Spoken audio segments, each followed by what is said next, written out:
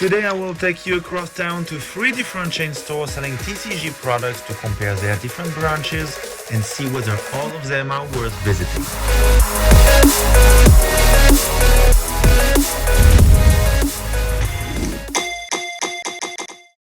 Hi guys, welcome back to the channel.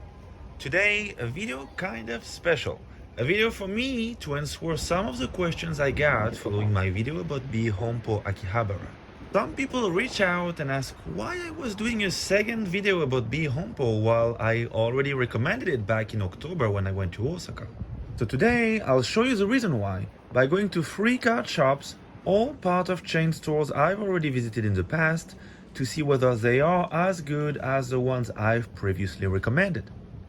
And as a start, we will be going to Mandarake Akihabara, straight to the second floor.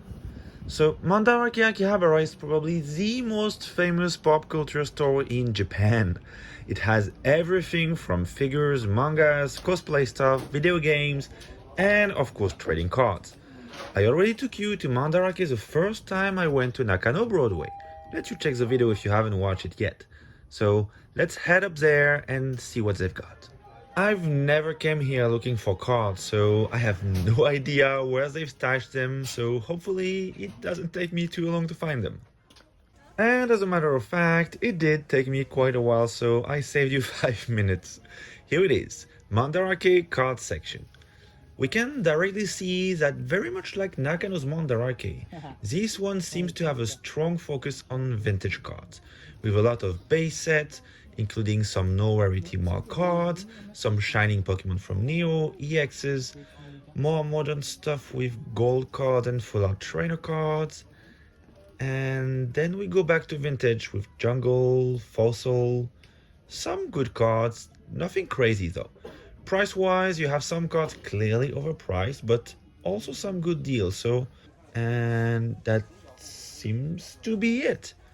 Over here we only have Yu-Gi-Oh cards, and I don't see anything up here either, so yes, that's it. I'm gonna be honest, I expected much more from a store that famous, so let's just take the stairs and head to the next one. So we're still in Akihabara, just a few streets away from Mandarake, and this time we're going to Surugaya. If you remember my video about Shinjuku Surugaya, you know this is one of my favorite places in town. So let's see if this branch lives up to my expectations. If you remember, Surugaya isn't an actual card shop. They are of course selling cards, but also board games, figures, and anything else Japanese pop culture related. But while the Shinjuku branch had everything in one place, in Akihabara they divided the whole thing between 3 or 4 different places, each specializing in 1 or 2 types of products. It is very common in Akihabara, as I guess large surfaces are too scarce and too expensive in this part of town, and there is no huge department store like in Shinjuku. Anyway, as you can see, Surugaya's specialty remains vintage cards. No matter what branch you seem to go, here as well they have a large choice of WotC cards. By the way, when I say WotC era, I of course refer to the English cards, as Wizards of the Coast didn't make the Japanese cards. These have been made by a company called Media Factory since the very beginning all the way until today. Technically, I should refer to the Japanese vintage as Blueback, but I don't really like it, so please be forgiving. And just like this, we are moving to the modern showcases. 2 showcases only, as the last one is for the stores Oripa. This is clearly less than Shinjuku, which had 4 showcases for modern only, plus 1 for their own Oripa. And from what I see, I have to say it's a bit underwhelming. A lot of rainbow or gold cards.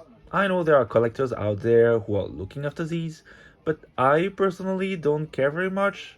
In my opinion, the rainbow cards are one of the worst ideas a Pokemon company came up with, right behind the break cards. Oh, let's just stop here for a second. I might have spoken a bit too fast. I love this Giratina and Garchomp alternate art. This is a card that's so undervalued in my opinion. I know in the US it was a promo, but here in Japan it was the chase card of the GGN set. Their full art trainer showcase has a somehow better selection, but still I don't see any big chase cards, so I don't know, am I missing something? And the answer is yes, I was. I just found this showcase in another rally and all their chase cards are here. Lily, Nowherity base set Charizard. I still don't understand the logic of why Lily would be more than 4 times the price of a Charizard, but it is what it is. Then we have some beautiful cards like Acerola from Beyond the New Challenge, easily the most expensive card of the set. And of course the Iono from Clayburst. It's crazy how this card's price crashed in the past month. It remained stable at over 100,000 yen for about a year, and now you can find it at 70,000. I've even seen it like around 60,000 in some places. If you're looking for one, might be a good time. Let's move on to the opposite side of the city as we are now in Tachikawa. You know Mint, as I've already showcased their Kichishoji branch, so let's see what they've got here. From the outside, mostly sports cards. Of course, not a surprise, historically it's always been their specialty. We can also see One Piece cards. Let's get inside and find some Pokemon. Here also sports and plenty of One Piece cards. Amazing how fast this TCG became popular. I mean, makes sense considering the popularity of the franchise, but what I didn't expect was the cards becoming this expensive that quick. Sorry, I'm getting carried away. And worried, cause I can't find Pokemon cards. Here it seems to be only for accessories, sports cards again. Don't tell me they don't have Pokemon cards here. It will be the first time. I mean, I've seen stores selling only sports cards, and I get that because it's a different audience. But this one is selling One Piece, so it must have Pokemon somewhere. One thing we can't complain about Mint is the accessories they sell though. If you're looking for good quality sleeves, top loaders or binders, definitely would recommend Mint. Okay, let's keep looking. If you spot something I missed, please let me know down below, cause I can't believe I'm in a card shop that sells One Piece but not Pokemon, or even Yu-Gi-Oh! Oh, we do have some slabs here, but again sports cards. Some One Piece again. Guys, you won't believe it! I found one Pokemon card, one, in the whole store. A full art Penny PSA 10. Isn't this totally random? I mean, why her? And we're back! Now you know why I do not make group videos about one chain store in general, but do them one by one instead. While some chain stores seem consistent across the board, most of them are unequal when it comes to the quantity and quality of products they offer from one place to the other.